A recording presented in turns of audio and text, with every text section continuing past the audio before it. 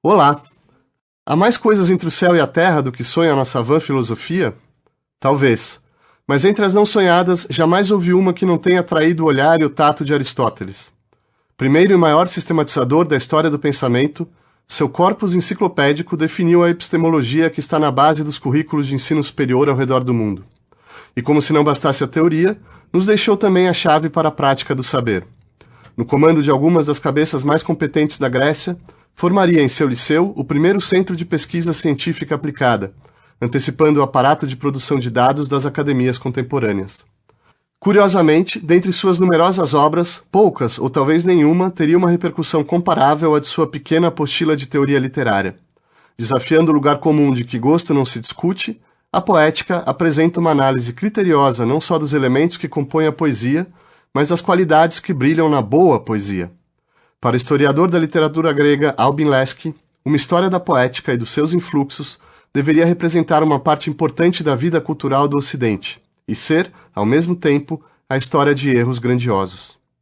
Após um período de hibernação milenar, o opúsculo renasceria incompleto ao olhar dos humanistas modernos. Popularizado como um manual de composição dramática, se revelou crucial para a formação da ópera italiana e do teatro barroco e neoclássico, suscitando mais de uma polêmica literária literalmente homérica. E mesmo hoje, não poucos roteiristas de Hollywood recorrem às lições da poética para aprimorar a sua arte. Assim, quer saibamos, quer não, Aristóteles segue exercendo uma influência decisiva sobre o modo como concebemos nossas histórias, vivemos nossos dramas e experimentamos o horror e a beleza do mundo. Para discutir a poética de Aristóteles, convidamos André Malta, professor de Língua e Literatura Grega da Universidade de São Paulo, Vicente Sampaio, tradutor da poética e pesquisador do Departamento de Filosofia da Universidade Estadual de Campinas, e Fernando Gazzoni, tradutor da poética e professor de Língua e Literatura Grega na Universidade Federal de São Paulo. Vicente Sampaio, nós estamos então na Grécia, que produziu praticamente todas as formas de criação cultural e artística que formam hoje o universo da cultura contemporânea.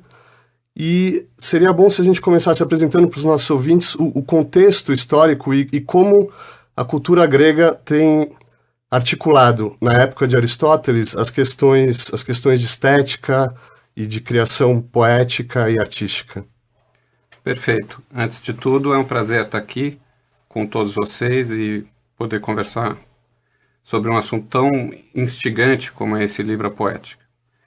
Bom, eu acho muito importante entender que não se deve ler a Poética como uma obra que veio do nada e que ganhou por si só um caráter canônico. Ela evidentemente nasce de um contexto histórico tipicamente grego e tendo sido escrito no século na passagem do século IV para o século III, ela tem os seus antecedentes que remontam a cerca de 150 anos antes na própria história grega. No século os gregos começaram a pensar o que é o fenômeno que nós chamamos hoje de estético, que nós chamamos hoje de artístico, ou seja, o fenômeno da música, da pintura e da poesia, sobretudo. Os primórdios da reflexão a respeito desses fenômenos, no contexto grego, acontece entre os pitagóricos, no século VI.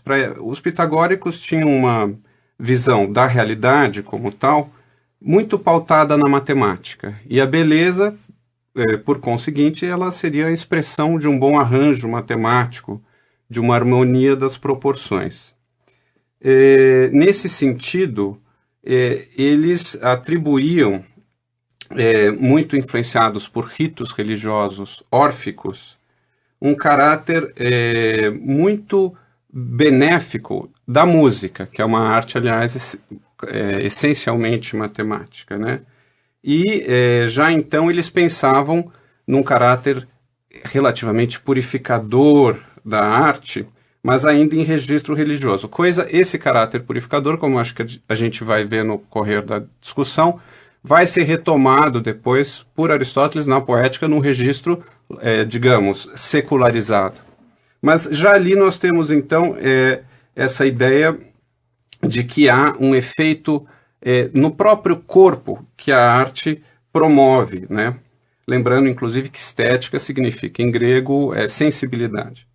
Bom, a partir depois desse primeiro momento em que os pitagóricos realçam esse caráter, diria, psicogógico, né, de condução da alma, de efeito sobre a alma, que a arte pode ter, e no caso deles, sobretudo a música, posteriormente, já no século V, são os retóricos quem vão dar continuidade a essa reflexão sobre as artes.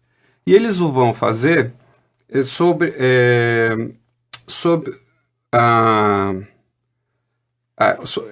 baseando-se na ideia, sobretudo na ideia de técnica. Quer dizer, esse é um conceito novo que surge no cenário grego, principalmente através dos retóricos. E eles vão dividir as técnicas entre as técnicas prazerosas, que seriam as belas artes, como nós chamaríamos hoje, e as artes úteis, que são as artes normais, a arte de fazer mesa e assim por diante. O que é interessante na reflexão dos retóricos ou dos sofistas é que eles se arrogavam conhecedores de muitas técnicas, e sobretudo dessas técnicas do que nós chamamos de belas artes.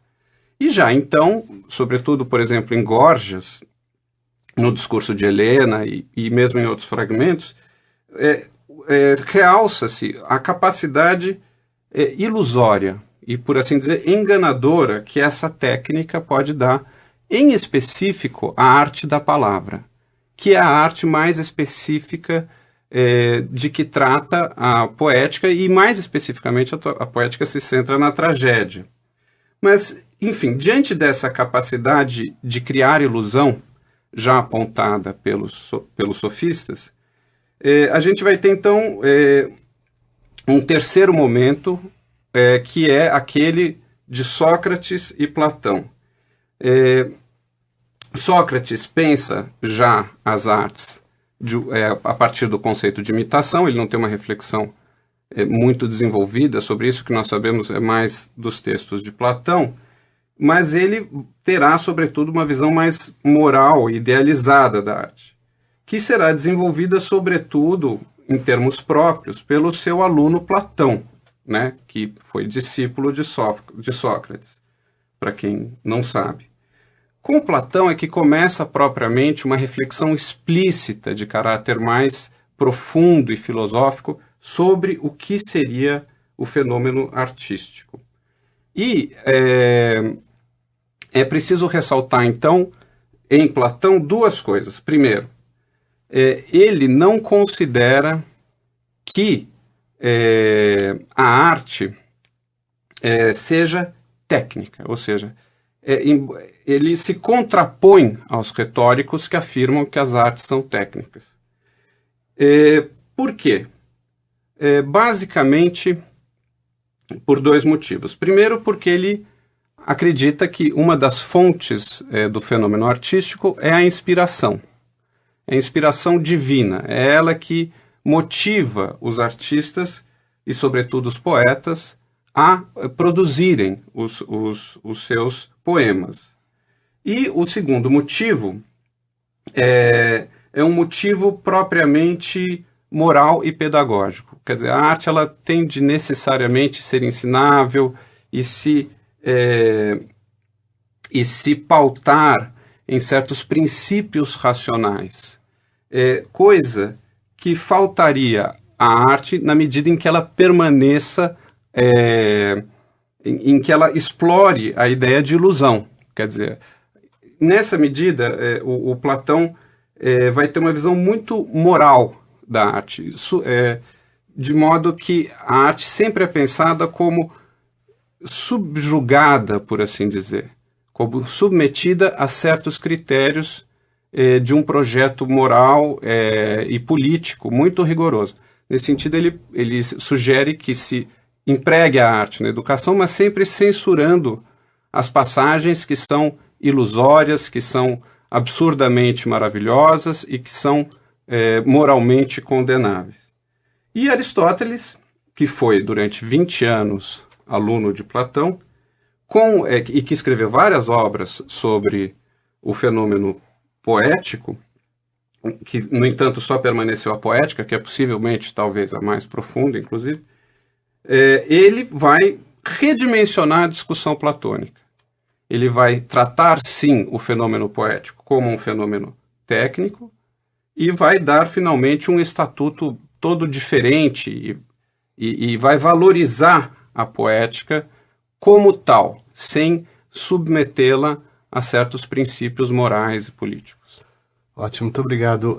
André Malta, então vamos passar diretamente ao nosso personagem de hoje, Aristóteles. Ele fica 20 anos, como o Vicente disse, na Academia Platônica, passa um tempo como tutor do Alexandre Magno, e depois vai criar o seu próprio centro de estudo e pesquisa e vai estar produzindo em todas as áreas do conhecimento, biológicas, questões cosmológicas, física, ética, política, e entra esse problema da poesia, né? E como que quais são as motivações do Aristóteles, como é que esse projeto de escrever um livro sobre literatura entra dentro do projeto aristotélico, de um projeto maior do Aristóteles? Eu acho que a gente pode tentar apontar aqui alguns elementos gerais que ajudam a situar, né, um leitor que não conhece muito bem o texto, nunca leu a poética, leu alguma vez só, não se aprofundou no estudo, para a gente entender exatamente, a partir do que o Vicente falou, o que ele está querendo propor lá de tão inovador. O primeiro elemento fundamental, então, é que se trata de uma sistematização, né, de critérios objetivos para se criar um texto literário. Não se trata de qualquer texto literário, nem de um texto literário geral, abstrato. Ele está preocupado especificamente com a produção teatral.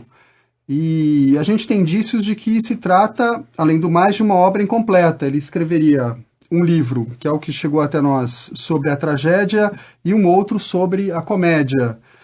No final das contas, então, efetivamente, a poética é, para a gente, um tratado sobre a tragédia. Muito mais do que um tratado sobre a poesia em geral, é um tratado sobre a tragédia. Então, esse é o primeiro elemento fundamental. O segundo é deixar claro, ao contrário do que seria também, eu imagino, a expectativa da maioria, que não se trata de uma obra propriamente de crítica literária. É curioso a gente abrir e começar a ler o texto da poética do Aristóteles e perceber que não há nenhuma consideração detida sobre, por exemplo, estilo, que é um elemento tão importante para a gente hoje na apreciação poética, sobre, por exemplo, construção de personagem em detalhe. Esse é um elemento que está presente lá, mas não é fundamental para ele. E, de maneira mais espantosa ainda, o espetáculo. O espetáculo não é um elemento fundamental na discussão dele sobre teatro e sobre tragédia. Então, em nenhum momento no texto, ele elege algum dos grandes tragediógrafos gregos antigos, Ésquilo, Sófocles, Eurípides, ou qualquer uma das obras, para ele fazer uma análise detida, né, de determinadas passagens, de determinados personagens. Isso que a gente esperaria num texto hoje de crítica literária, num enfoque mais literário. Por que não existe isso na poética? Porque exatamente ele está querendo propor a construção do que seria, na visão dele, a mais bela tragédia. Isso é estranho para a gente hoje, mas era natural para ele escrever um tratado sobre poética, imaginando que o elemento fundamental é o fornecimento de diretrizes para a composição do texto, e menos, né, qual seria a avaliação nossa sobre os textos que foram produzidos. Isso dá essa cara muito específica para o texto, né, de uma sistematização, de uma sucessão de critérios, orientações práticas, efetivas, para quem estava interessado em fazer tragédia, em construir uma tragédia. E nenhuma avaliação propriamente dita, né, específica, sobre os elementos constitutivos do caráter poético de uma tragédia. Eu acho, isso para mim é espantoso, né? Como em nenhum momento ele para falar da beleza de um verso do Sófocles, da beleza de um determinado personagem. Isso em nenhum momento é objeto da consideração dele. A razão, então, é essa, porque ele está querendo fornecer, de maneira muito objetiva, os critérios que para ele são fundamentais para se fazer a mais bela tragédia. É interessante também, na linha do que o Vicente já apontou, e dentro desse espírito, portanto, técnico, o modo como ele desaloja a musa da discussão. Se essa influência da divindade, né, que para os gregos era responsável pela criação poética em geral, no Platão ela representava uma interferência negativa. Eu não faço arte, o meu conhecimento não é técnico, porque eu sou dominado por essa força superior. É interessante a gente ver como no Aristóteles isso desaparece completamente. Eu posso sim seguir essas orientações porque sou eu mesmo que estou fazendo a tragédia. Não há nenhuma força superior que vai determinar o curso da minha criação. Outro dado interessante que a gente encontra e que representa também, como o Vicente também já apontou, uma novidade, é o fato dele não querer buscar essas figuras morais que representam modelos de comportamento. É muito interessante perceber que o herói, para ele, não deve ser um herói moralmente perfeito. É preciso que haja alguma limitação na forma de ser dele para ele se tornar uma personagem interessante. No final das contas, então, o que a gente tem, na comparação especificamente com Platão, é uma visão muito mais moderna do que a gente chamaria hoje de ficção, né? A construção do texto ficcional, e diante da qual o Platão pode até parecer um pouco ingênuo por imaginar que o leitor, o espectador, aquele que recebe aquela obra, ele tem a possibilidade de ser contaminado, né, pela representação daqueles personagens. O Aristóteles parece que realmente dá um salto, mostrando pra gente que todo mundo tem condição de perceber o valor da representação e tirar daquilo algum ensinamento, muito mais do que simplesmente se identificar e se deixar levar pela representação dos personagens.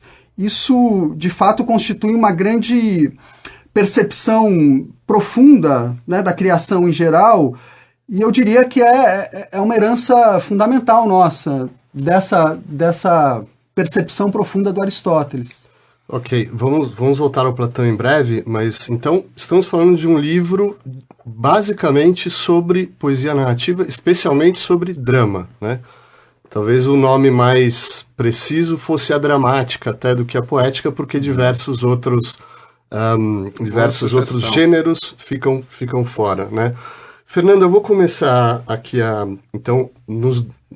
trazer o tema, né, sobre o qual a gente vai se debruçar daqui por diante, da tragédia justamente, né, e vou ler a definição que ele dá no capítulo 6, várias traduções possíveis, mas ele diz aqui: a tragédia é uma representação imitativa de uma ação séria que forma uma unidade de conjunto comunicada em uma linguagem embelecida ou embelezada, encenada e não narrada, culminando, por meio da piedade e do terror, na catarse das paixões. Então aqui a gente tem vários elementos. Para começo de conversa, esse termo, essa ênfase no caráter imitativo, né? Não só a tragédia, mas de todas as artes. Como desenvolve isso para a gente, então, a questão imitativa pro Aristóteles? Pois é, justamente, na tradução que você leu, está escrito aí, tragédia é a representação imitativa, né? Esse termo, que está traduzido como representação imitativa, na verdade, em grego, é uma palavra só, que é mimesis, e que a gente traduz por imitação ou por representação. Existe uma dificuldade de tradução aí, né? E retomando justamente o que o Vicente falou a respeito do caráter moralizante que tem que ter a arte para o Platão, e retomando o que o André falou também da diferença entre Platão e Aristóteles, a gente pode já ver aí uma primeira diferença que existe no tratamento que eles dão para a imitação, tá certo? Para esse termo que foi traduzido como representação imitativa e que em grego é mimesis, né? E eu vou começar, a partir daqui eu vou me referir a ele como mimesis, mas os ouvintes entendam que mimesis pode ser imitação ou representação. Eu vou deixar essa ambiguidade em aberto justamente para a gente não fechar um sentido inequívoco, tá certo? Eu acho que uma das questões interessantes é como é que a gente pode traduzir esse termo, né? E justamente, né, a mímese para o Platão, a mímese tem um efeito nocivo no caráter do espectador, na medida em que você imita um modelo que não é um modelo moralmente válido, tá certo? Então, por exemplo, se você imita ou representa, se você faz a mímese de um deus, que é um deus que cobiça uma ninfa, é um deus que é ganancioso, ou um deus que, por exemplo, como Zeus, é um deus raivoso em relação a certas ações que os mortais ou que os outros deuses têm para com ele, não é? A imitação que você faz desse deus é nociva porque mostra um modelo que não é um modelo a ser seguido pela juventude que está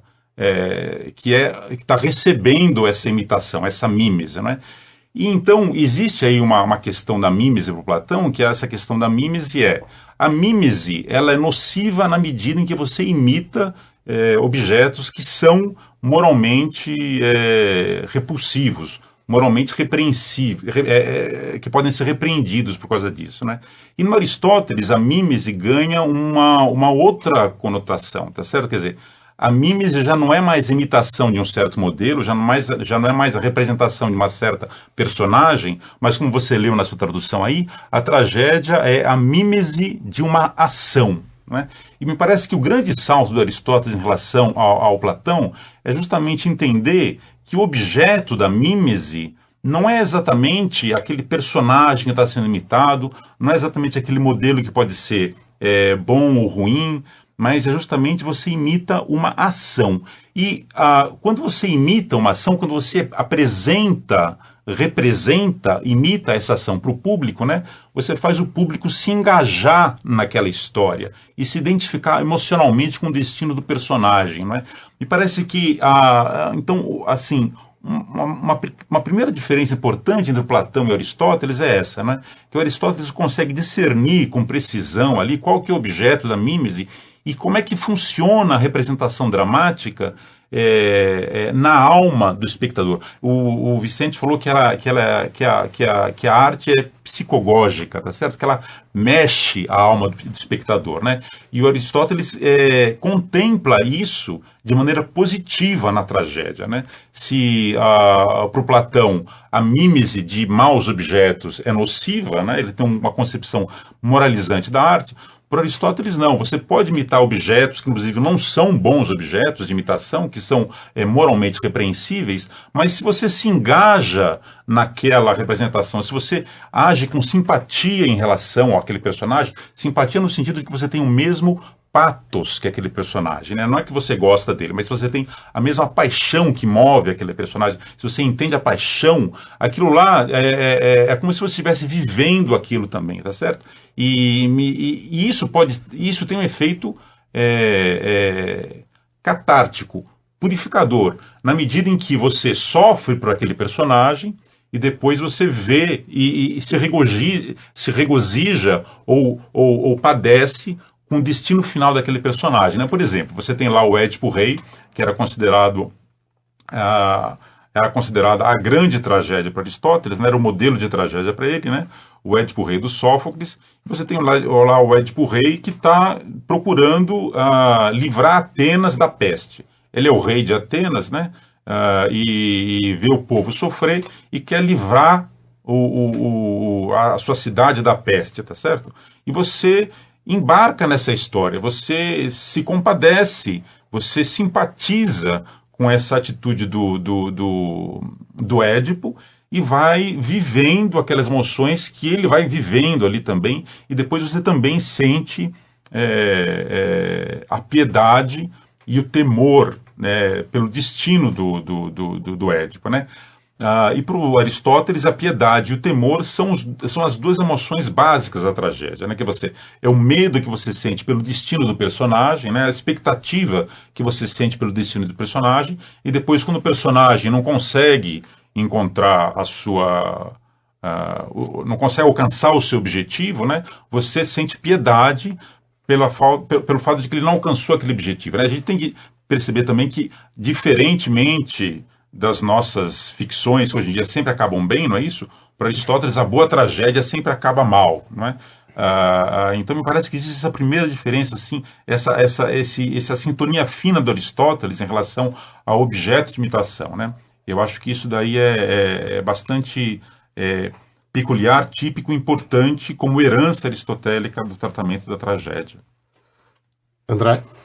Eu acho que é importante esclarecer, a partir do que o Fernando disse, que apesar de haver esse deslocamento, então, na poética do Aristóteles, do efeito que era tão importante para o Platão, que efeito essa obra vai causar sobre a plateia, e para o Platão em geral esse efeito era negativo, da maneira como a tradição tinha se constituído. Então o fato dele deslocar isso, o Aristóteles, para a questão da composição, o importante é como construir tecnicamente essa obra, isso não faz com que ele desconsidere, como o Fernando mostrou, o efeito como algo que tem que estar previsto nessa construção. Isso também é um elemento, eu diria, estranho para a nossa sensibilidade hoje. Não só você fornecer técnicas concretas ou critérios específicos para a criação de uma obra, mas você também imaginar que você pode prever o efeito que isso vai produzir. E isso faz parte ainda do universo do Aristóteles, de uma concepção completamente diferente da do Platão, mas para ele também era fundamental determinar não só o critério de construção da obra, mas o que essa obra assim construída vai produzir no seu leitor, no seu espectador. Então vamos começar a distinguir um pouco esses critérios. O Aristóteles faz isso de uma maneira muito sistemática, Vicente. O Fernando já disse que a imitação é da ação, isso faz com que o enredo tenha um papel muito importante na construção do drama. E quais são os outros elementos que, segundo Aristóteles, tem que constar num drama para que ele seja bem sucedido? Bom, o Aristóteles, muito sistematicamente, divide a tragédia em 6 partes, quer dizer, ela seria constituída de 6 partes. Eu vou falar em ordem decrescente de importância. A primeira parte é a ação, a segunda é o caráter, ou seja, o tipo moral e psicológico de cada personagem. A terceira é o pensamento, ou seja, é aquilo que cada personagem expressa e como ele expressa. A quarta parte é a elocução, que consiste na linguagem metrificada. Isso é muito importante, porque é muito diferente do nosso contexto. As falas e mesmo as intervenções do coro eram sempre em linguagem artificial, metrificada. E inclusive, muitas partes eram cantadas com música, com acompanhamento musical. Inclusive, a quinta parte que ele define é propriamente a música, né? E a sexta parte seria o espetáculo. O que ele chama de espetáculo não é o que nós chamamos. Nós chamamos normalmente de espetáculo o show em si, por assim dizer, né? Mas o espetáculo tem um sentido bem literal aí. É a parte cênica, é a parte da indumentária e a parte da maquiagem.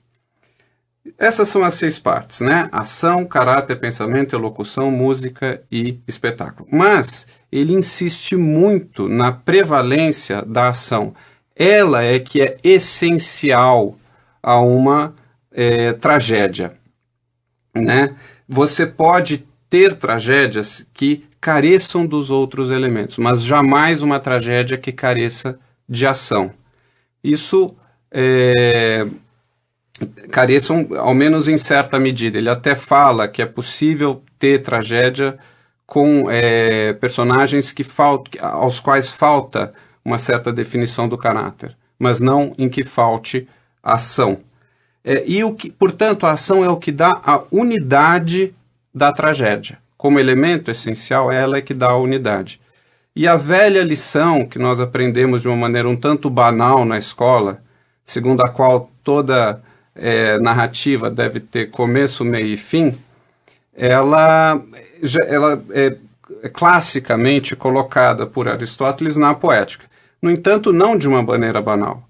O que ele diz é o seguinte, que a ação da tragédia ela deve ter um evento inicial que, para se colocar, não necessita ser decorrente de qualquer outro, ou seja, é preciso criar uma situação que faça sentido por si só, e da qual, naturalmente, pode-se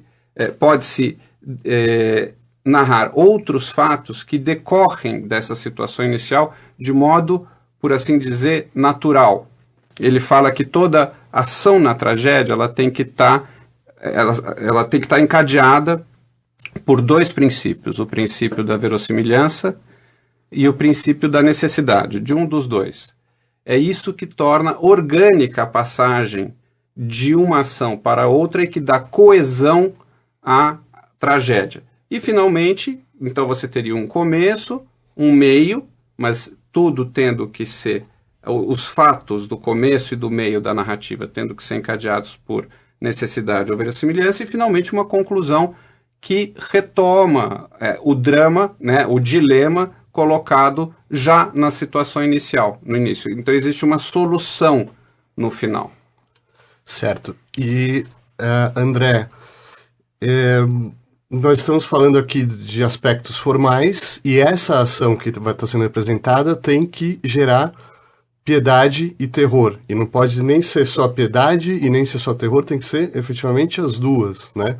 E isso gera o que ele vai chamar de catarse, né? Vamos entrar nesse ponto agora, a não ser que você queira fazer mais alguma coisa. Eu queria fazer um comentário, porque na formulação original da poética, quando ele fala especificamente dessa questão da unidade citada pelo Vicente, a coisa parece um pouco banal e rasteira, porque ele diz que... É engraçado o trecho, os alunos dão risada quando a gente lê, porque ele diz que o começo é aquilo que não tem nada antes, o meio é o que vem depois do começo, o fim é o que vem depois do meio, e depois do que não tem nada mais. E dá essa impressão, então, de que as coisas poderiam ser soltas, mas é o contrário disso. Quando ele está fazendo essa formulação, ele está indo muito além disso, como o texto, né, no seu conjunto mostra para a gente, e apontando para a gente como essas partes têm que ter um nexo de causalidade, né? Elas estão diretamente interligadas entre si para criar esse corpo orgânico. Esse é o elemento fundamental, eu diria, de toda a concepção poética do Aristóteles. Isso que determina. Sem isso, não há chance de beleza para ele, né? A mais bela tragédia não pode ser feita sem que ela respeite essa regra fundamental. E aí, então, daí decorre, né, dessa estrutura central, ele tira os outros elementos que vão ajudar a enriquecer essa estruturação de modo a produzir o efeito desejado. Acho que o Fernando talvez pudesse falar melhor sobre esse efeito específico destacado por ele de terror e piedade como sendo fundamental. Se me permite um pequeno parte... O Vicente fala. Um pequeno parte apenas para corroborar a fala do André, e lembrando um lugar comum sobre a poética, que é a condenação do Deus ex machina, né? O que é o Deus ex machina? Era uma intervenção divina na ação que resolvia a ação. E esse Deus, ele se apresentava no palco dentro de um cesto, de uma geringonça, que fazia com que um personagem representando o Deus interviesse na ação e resolvesse uma história que estava, digamos, sem saída. O exemplo clássico é o final da Medeia, quando Medeia, após matar os próprios filhos, vingando-se do marido Jasão, que a havia traído, precisa fugir, mas não tem como fugir do palácio. Nesse momento, então, intervém o deus Apolo e a leva em sua carruagem solar.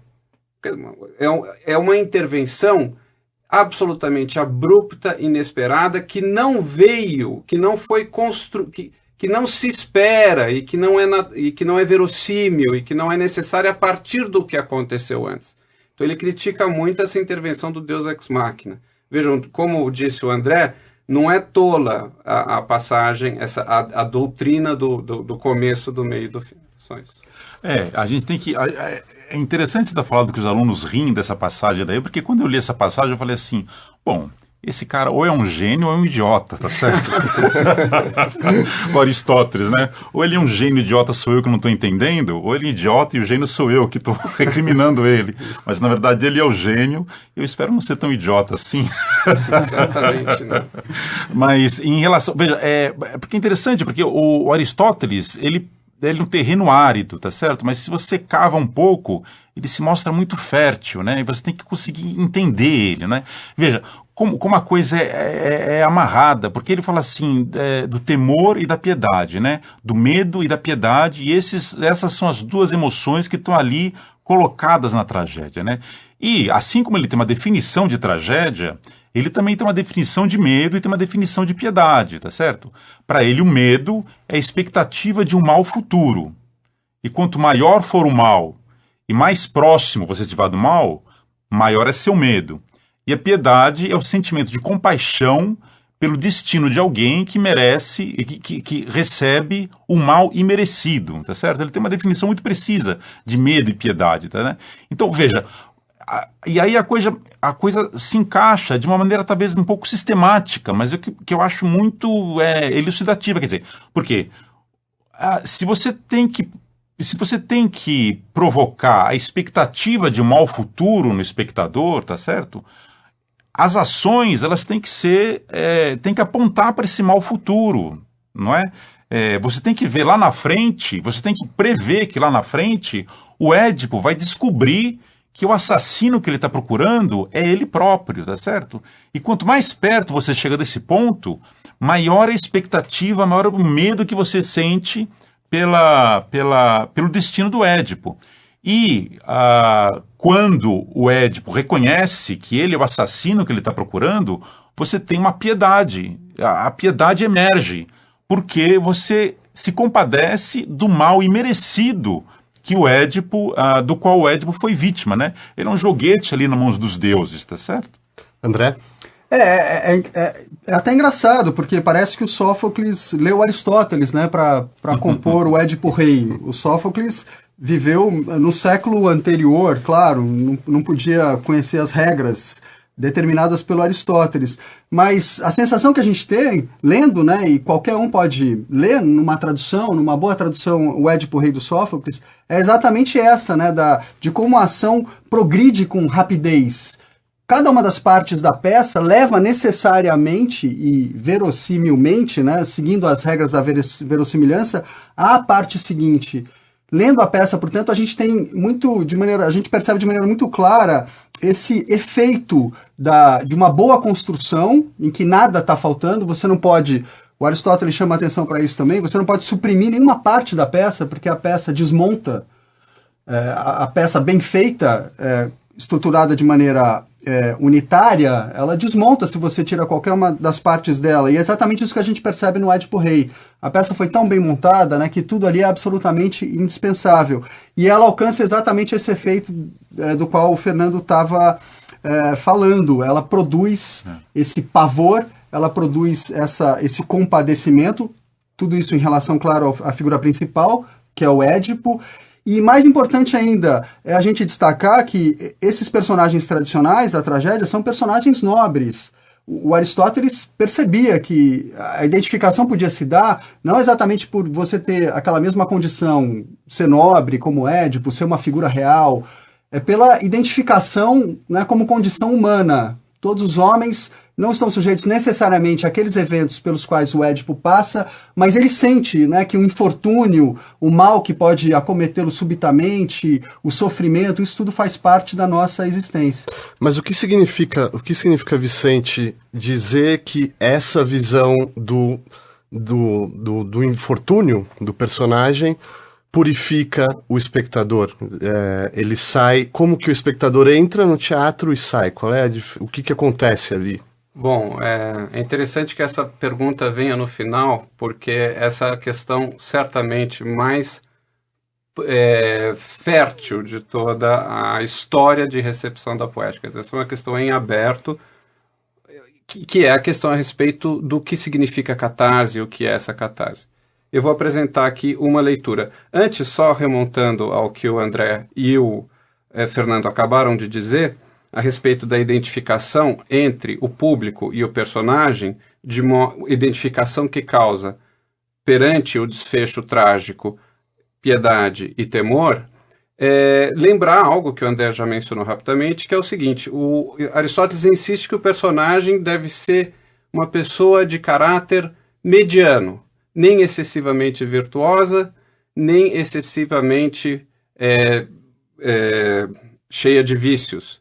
Justamente por quê? Porque se trata de um personagem tenso, como a grande maioria do público, e com o qual o público, portanto, pode se identificar. Mesmo que o sujeito que esteja assistindo seja um mero cidadão que não tem ascendência aristocrática, ele pode se identificar com o Édipo. Por quê? Porque, em termos do caráter, ele é semelhante. Ele é um homem no jogo entre o vício e a virtude, que é o jogo de toda e qualquer ação humana. Bom, quanto à questão da catarse ou da purificação, que nós poderíamos traduzir muito bem catarse por purificação ou purgação, sobretudo a partir de uma tradição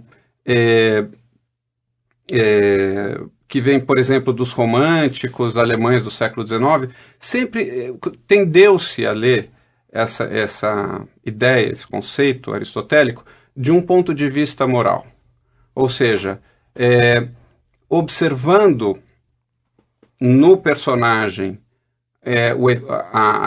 o sofrimento trágico, as pessoas se alimentariam dentro de si valores morais importantes, que remontam à nobreza humana e que, de uma certa maneira, estão espelhados ali no destino do personagem. Posteriormente, verificou-se que esse termo tem um sentido mais médico, o que é bem razoável no contexto da obra do Aristóteles, que era filho de médico, conhecia a medicina e talvez o maior biólogo que a humanidade já produziu. E hoje em dia, a leitura mais aceita é a de que o despertar desses sentimentos no público através da identificação com o herói trágico promove, na verdade, uma espécie de equilíbrio, de balance, estimula, mas numa medida tênue, esses sentimentos que são sentimentos muito importantes para a saúde e mesmo também para a formação moral do sujeito. Mas insiste-se, sobretudo hoje, no caráter propriamente físico e menos moral do que seria essa catarse, essa purificação. Mas é uma questão em aberto, polêmica. André? Para resumir, seria como se a gente dissesse, sendo platônico, que uma mulher que lê Madame Bovary, para o Platão, ela viraria uma adúltera, porque ela receberia essa má influência. Nessa leitura negativa do Aristóteles, vendo de maneira ainda moral a catarse, seria mais ou menos como se a mulher, lendo Madame Bovary, nunca se tornasse adúltera, porque ela aprenderia a partir daquilo que a Madame Bovary, a personagem, viveu, o que ela não deve viver. Hoje, então, como o Vicente apontou, a gente pode chegar numa leitura um pouco menos contaminada por essa visão moral, que certamente é o que está mais próximo da formulação técnica do Aristóteles. Ok, e eu vou propor aqui nos últimos minutos que a gente tem para se falar um pouco do legado, né? Muito rapidamente, claro, mas, André, quais são os pontos importantes da repercussão da poética ao longo da história da cultura ocidental? Bom, a gente sabe que com o Renascimento as obras clássicas foram retomadas, né, e se tornaram uma grande referência. Não foi diferente com Aristóteles, com a sua poética no âmbito literário. Uma obra fundamental que determinou essa recepção do Aristóteles a partir do século XVI foi a poética do Escalígero. Escalígero foi um leitor atento do Aristóteles e, ao mesmo tempo, produziu ele próprio a sua poética, e a junção, né, da poética do Aristóteles com essa visão imposta pelo Escalígero determinou o que a gente pode chamar assim, de um cartesianismo literário, que foi fundamental, por exemplo, para o teatro francês do século XVII. Essa ideia tão importante que a gente destacou aqui da unidade de ação se transformou em unidade de ação, unidade de tempo e unidade de lugar, como se isso estivesse no Aristóteles. A gente sabe que o que está no Aristóteles é a unidade de ação, mas não a unidade de tempo e lugar. Mas viraram leis férreas, por exemplo, para o teatro francês no século XVII. Então foi uma exacerbação, né, desses critérios rigorosos e racionais a ponto de deturpar o que estava previsto lá no Aristóteles. É interessante ilustrar isso mostrando como Homero, que é uma referência importante dentro da poética, porque seria um autor que respeita a unidade, que serve de modelo para a construção unitária, ele passa a ser condenado nesse ambiente, por exemplo, de língua francesa, né, em que predominava esse cartesianismo, como um autor que não tinha unidade. E eles se apoiavam, supostamente, no Aristóteles para condenar a falta de unidade do Homero, quando no Aristóteles, originalmente, a gente vê na Poética, o Homero representa a unidade. Isso, então, eu diria que basicamente a partir do século XV, séculos XVI, XVII e XVIII. Depois, no século XIX, eu diria que o Aristóteles se transforma um pouco numa visão que tem tudo a ver com o tempo, né, com essa época científica, né, de lógica literária. Então é preciso estabelecer uma unidade lógica, sequencial, que também acaba violentando a formulação aristotélica, porque ela ganha outras cores, né, e está a serviço de um outro interesse. E finalmente, chegando no século XX, eu acho que dá para dizer que a gente se tornou, especificamente no âmbito da literatura, anti-aristotélicos. Nós não respeitamos mais o Aristóteles, né? A possibilidade de você construir um romance desfazendo a unidade, ou a falta de unidade servindo como elemento central, estruturador do romance, é uma grande opção, é uma opção interessante hoje para as nossas narrativas. E, nesse sentido, então, elas são muito contrárias ao que o Aristóteles formulava. Mas não é isso necessariamente que acontece em outras áreas, quando a gente sai da literatura, indo para o cinema, para o teatro. Vicente e Fernanda, eu pediria que vocês concluíssem agora, em questão de minutos, o que existe de singular, né, nessa obra do Aristóteles e também como ela ajuda a gente hoje, né, a compreender melhor os dramas encenados, os dramas da vida e a experimentar ou apreciar o belo. Eu acho que o Aristóteles ele foi o primeiro que enxergou ali como é que se deve estruturar uma narrativa, e eu acho que isso serve para a gente ainda, né? As narrativas, pelo menos as narrativas assim, que a gente vê no cinema, que a gente vê nas novelas, que a gente vê nos quadrinhos, por exemplo, são sempre uma certa busca do herói por um certo objetivo, não é? E a gente sempre espera que ele alcance esse objetivo, e nós nos regozijamos quando o objetivo é alcançado, e nós sofremos quando esse objetivo não é alcançado também. Então, a observação aristotélica a respeito da unidade da ação, do temor e da piedade, ainda estão, em algum sentido, válidos para as nossas narrativas hoje em dia, né? Olha, eu concordo, né, com o que o Fernando acabou de dizer, e eu diria que a leitura da Poética não faz sentido sem que se leiam também as obras nas quais ele se baseou para fazer o livro, que seriam as principais tragédias dos 3 grandes tragediógrafos gregos, mas também Homero e assim por diante. O que é palpitante, emocionante na leitura desse livro é perceber nele aquela que é possivelmente a primeira obra que entende a arte como arte, segundo as suas leis próprias, e é curioso que ele tenha feito isso lidando com o drama, que é a ação humana, e que, portanto, baseia-se num princípio de liberdade. Então, entender que a representação das ações humanas tem esse pressuposto da liberdade como fundamento, é algo que, na minha opinião, está muito claro como pressuposto do livro e que torna a sua leitura ainda mais interessante. Obrigado, Vicente. Por hoje é só. Obrigado, Fernando Gazzoni. Obrigado, André Malta. Obrigado por ouvir.